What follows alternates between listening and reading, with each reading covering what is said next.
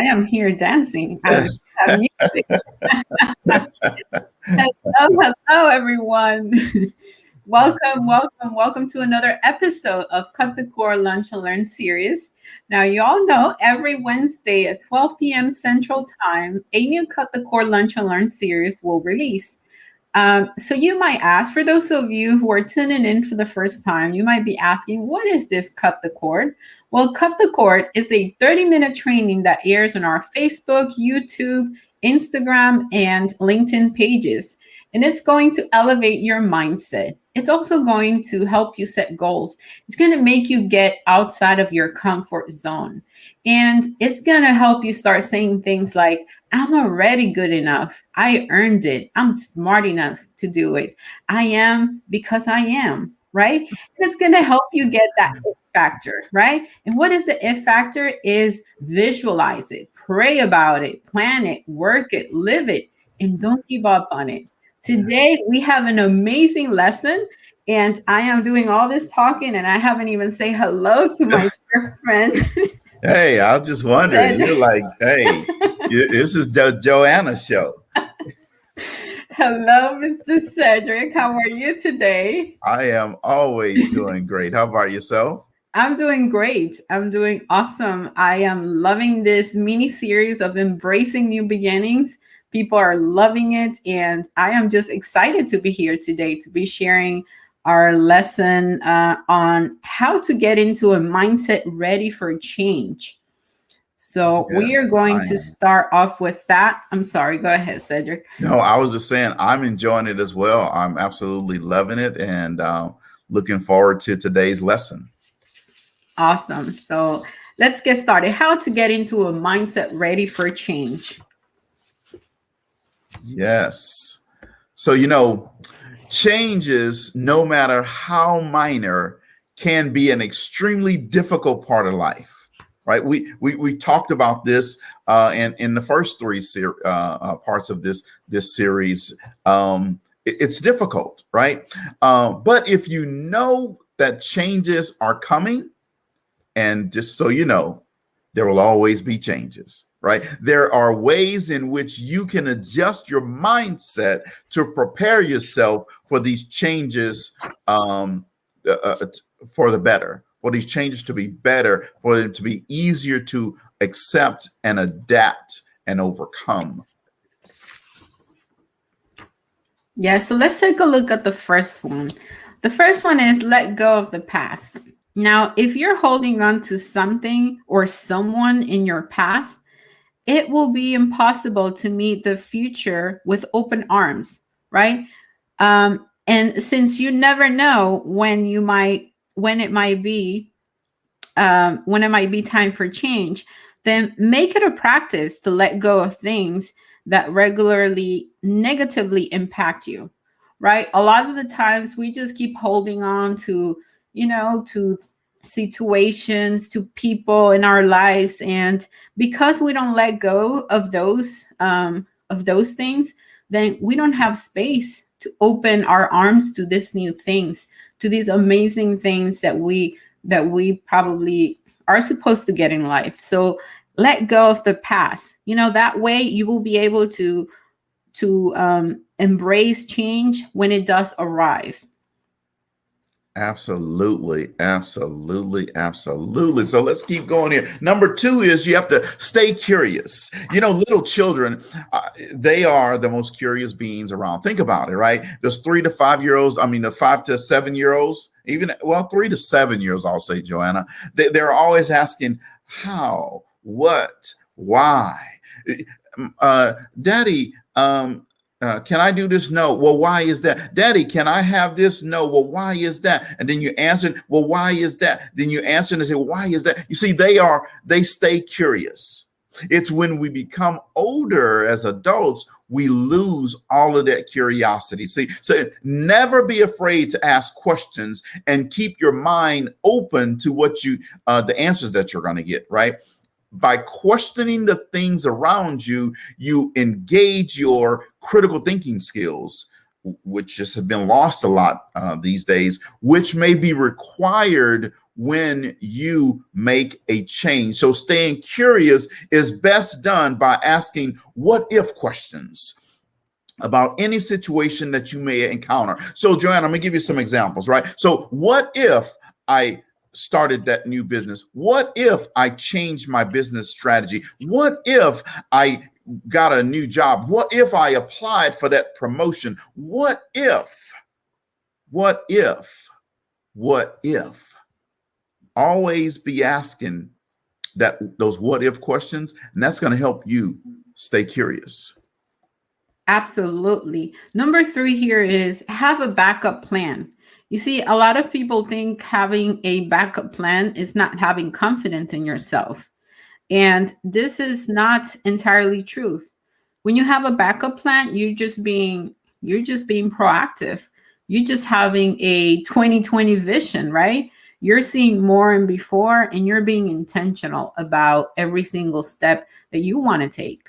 So although you should never plan to use your backup plans, you should still have them as creating, because you're creating those scenarios. And when things might go wrong, it engages the same critical thinking skill that we were talking before. So having these critical thinking skills can help you better anticipate problems and issues.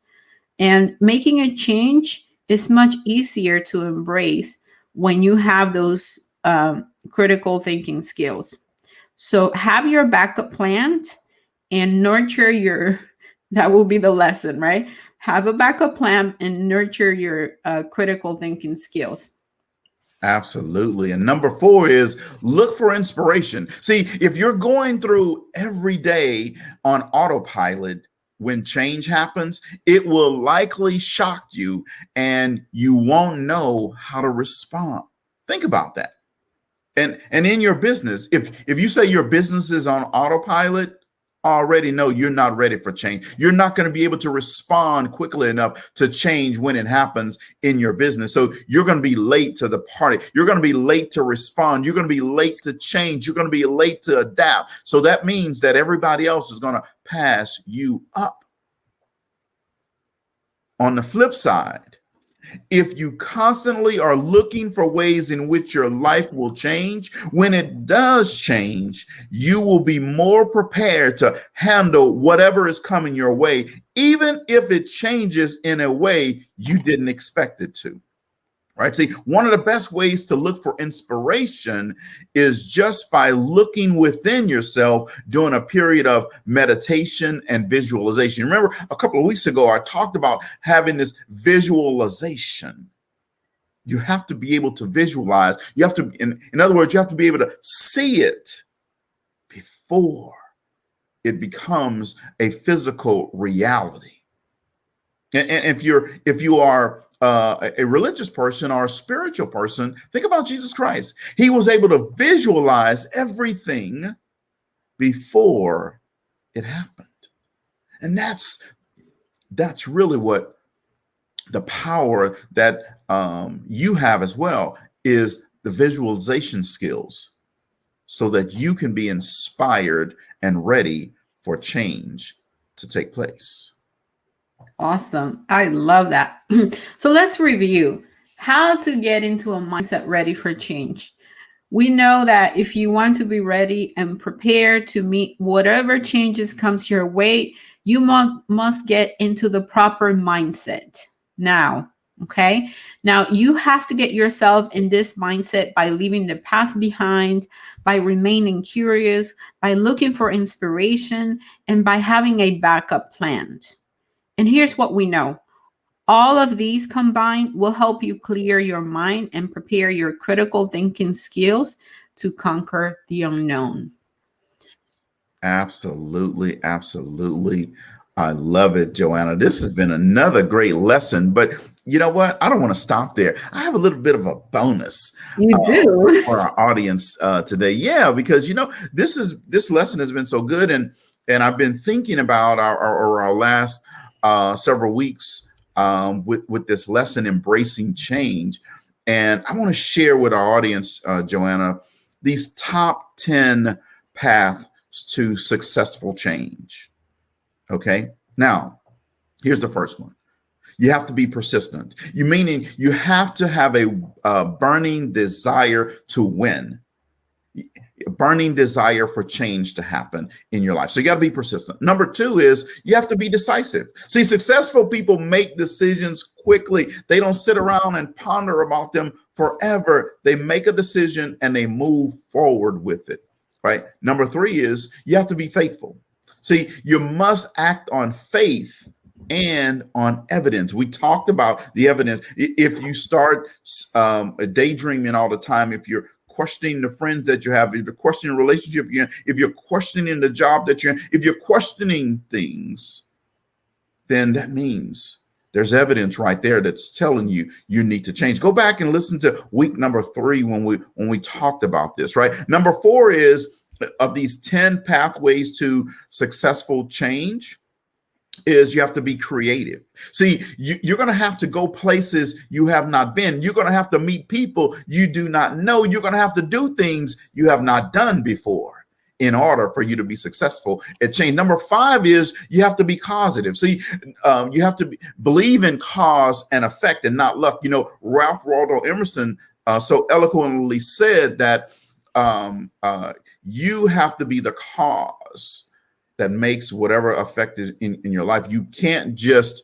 there's no such thing as luck. And I think the way he said it is, I forgot how exactly said it, but he says, you know, some people believe in luck, whereas a wise person believes in cause and effect. And cause and effect is really what makes things happen in your life when you believe. So you have to be causative. Right. Number 6 is you have to be a visionary. See, where there's no vision, the people will perish. And for you Christians, just go to Proverbs. It's right in the scripture. All right. Now, number 7 is you have to be disciplined. See, discipline is a muscle. So with all muscles, you can develop it. You can develop it. You can develop it. Training yourself. Today's lesson is about how to get in the mindset ready for change. You have to develop that muscle. Number 8 is you have to be willing. You have to see, there's 2 questions you have to answer, Joanna. Am I able? And am I willing? Am I able is, do you have the ability to do it? Right? Am I willing? That's all about attitude and mindset. Are you willing to do it? Right? Do you have the desire to do it? Absolutely. Yes. Right. Number 9 is you have to be open-minded. See, being willing to listen to new ideas, new things, new thoughts, new ways. All of those things are going to help you understand and develop that mindset that you're ready for change to happen, right? And then number 10, let's give a drum roll. And Cedric, before you go into number 10, you know, when it comes to being open-minded, a lot of us, we think that we're open-minded, right? Because we all want to be open-minded people. But when you have someone that comes into your life that challenge you to do things different and hold you accountable for things that you say you want to do, then that's where you're challenged. That's where you say, okay, wait a minute. I guess I'm not as open-minded as I thought I was, because, you know, I don't really like to do things different in this way. You know, embrace the changes and embrace the new way of doing things so that you can really be open-minded. Yes, 100% agree with you on that. So drum roll for number 10. All right. You have to be a continual learner. Oh, man, that one right there trips up a lot of people. You see, you have to go from being goal conscious to growth conscious. You see, being goal conscious is all about, oh, yeah, I set a goal, and then when I reach the goal, then I'm done. So what's next? Versus growth conscious. See, growth continues to happen. So when you reach something, you know that you're going to go to a whole nother level. So you have to be growth conscious. So be a continual learner. Continuous investment in yourself is going to help you. And these are the 10 pathways to embrace successful change. And these things are going to help you get your mindset ready for change. Wow, another great lesson, Joanna, today. And yeah, I loved it. Yeah, this was awesome. I love it. It's like the next one is better than the previous one, right? And it's just like better and Yes, better. Yeah, yes. it was an amazing lesson. And, we want to thank you all, everybody who tuned in today. Have a great rest of your day. We'll see you again next Wednesday at 12 p.m. Central Time in another segment of Cut the Core Lunch and Learn series with our mini series, Embracing New Beginnings. Thank you all and have a great day. Awesome. Thank you guys. Bye-bye.